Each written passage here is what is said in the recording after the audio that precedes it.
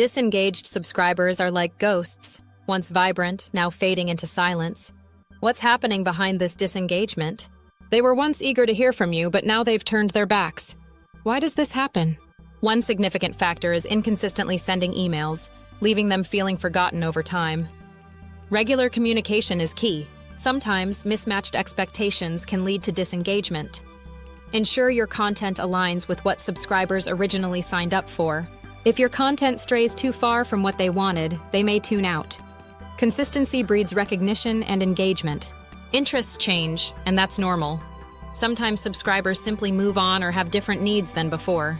How do we bring them back? Start with the group Inactive for 30 to 90 days.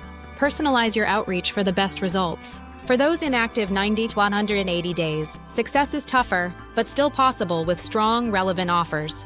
High-value incentives can spark interest. After 180 days, it may be time to accept some losses.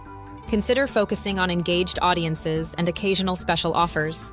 Re-engagement campaigns can breathe new life into your strategy, blending creativity and data for powerful results. Don't give up yet.